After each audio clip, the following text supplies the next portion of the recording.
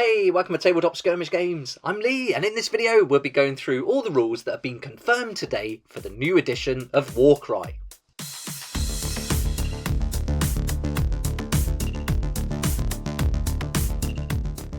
Very happy to see all the big rules changes for Warcry's new edition today in an article on the Warhammer community site. So if you haven't seen it already, I'll be going through everything that was included there, including the reactions and the rules they've given us. There's also a Warcry Learn to Play video there, and it just goes into like an overview of the game presented by Nick Baton, and I really like the videos that he does there. They're really good, and so he goes through the fighter cards, the basics of the game, how it works. But the best part about this is that we got to see the proper universal reactions. So he went through the reactions and then showed us a clip of those universal reactions and some that you're going to get for the warbands too. So let's take a detailed look at everything revealed. Before we do that though, I'd like to say a huge thank you to this month's sponsors who are making these daily videos possible. And I'll put their links in the comments section below. And if you can check those out, that's a great way to support the channel and help me to keep these videos coming.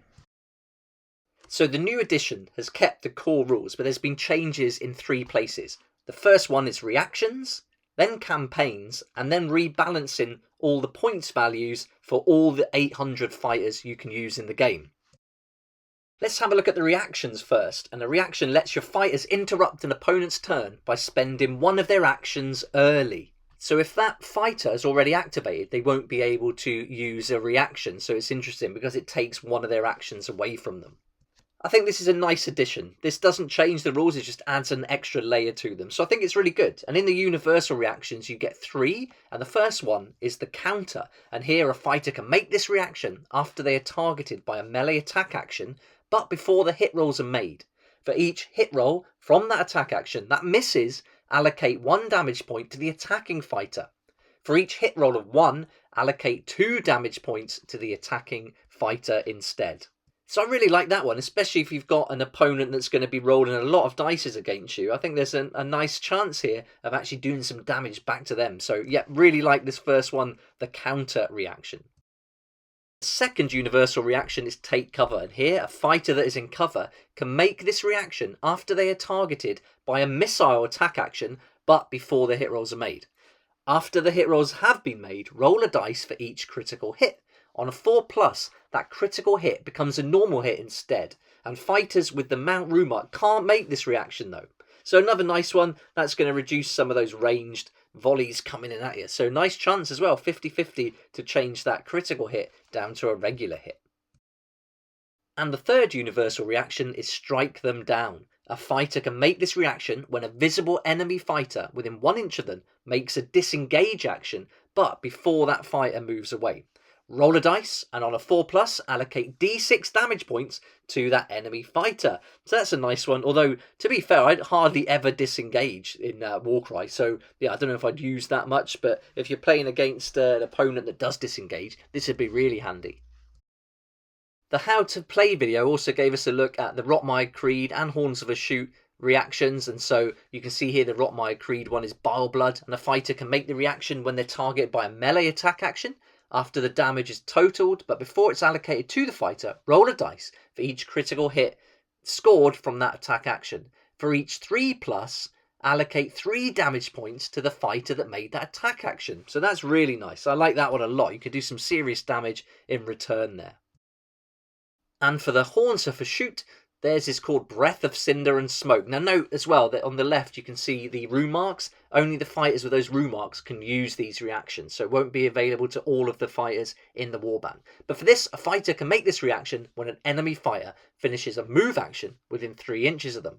Roll a dice, and if the roll is equal to or greater than the enemy fighter's toughness characteristic, allocate 3 damage points to that enemy fighter and subtract 1 from the strength characteristic of melee attack actions made by the enemy fighter until the end of the battle round. So quite wordy this one, but you can do some damage and reduce their strength as well, so that's pretty handy. So I like these. I think this is going to be fun to see the different ones they come up with for all the existing warbands too, because this is really going to help to build on the abilities they can already use. So I really like having these reactions slotted in. I think it's really good. But don't forget, it's not for free. It's going to cost you one of your fighter's actions. And if they have already been activated, they won't be able to use the reaction. So there we go.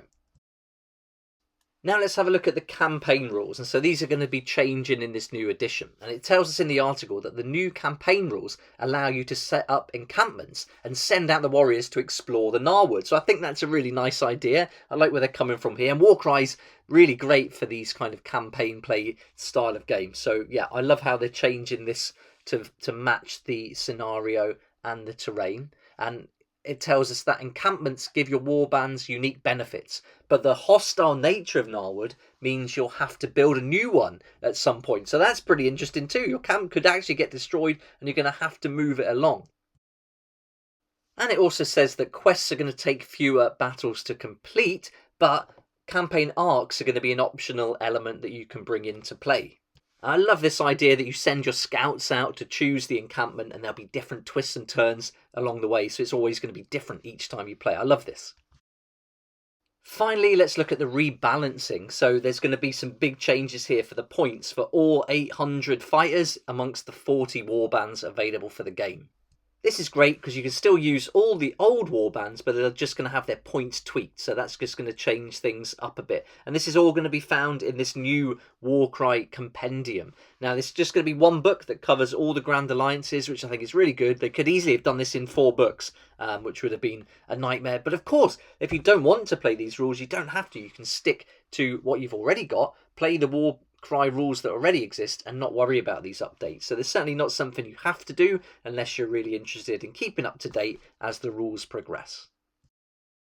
So there we go, that's the 3 changes that this new edition of Warcry and the Heart of Ger box set are bringing along. There's going to be a change to the points for all the warbands, there's going to be the new reactions and changes to the campaign play. But I love this new setting of Narwood, the terrain's fantastic, the star of the show for me, so really excited to get hold of this box and get this terrain built. And if you want to pre-order this, it's going to be available to pre-order from Saturday, but there is a 2-week pre-order period this time, so we're not going to get it until 2 weeks after that. But if you get in early enough and you order from the Warhammer community site, or sorry, the Games Workshop website, you'll get this free measuring gauge while stocks last. But to be fair, if you can order this with your local friendly game store or go somewhere like Firestorm Games, you're going to end up saving 20% on the retail price anyway. So I think really what you're doing is paying that extra potentially £25 to get hold of a measuring gauge. So yeah, worth thinking about. If you're interested in picking up any other models or hobby items for your collection, then check out the link below in my description to Firestorm Games. If you order from them before the 31st of August, you'll also save an additional 5% on the usual up to 20%, so some big savings to be made there. And you'll also support the channel as I get a small commission from every sale made through that link. Let me know what you think about these rules changes or additions, and how happy are you that the core rules themselves have stayed the same. Let me know in the comments section below. It'd be great to hear from you. And thanks so much for watching. I hope you liked the video. And if you did, please hit that like button, subscribe for more videos like this, and don't forget to hit that notification bell to join me next time on Tabletop Skirmish Games. I'd like to say a huge thank you to my Patreon supporters who make these daily videos possible, and if you're interested in joining the community, it'd be awesome to see you there, and I'll put a link for that in the description down below.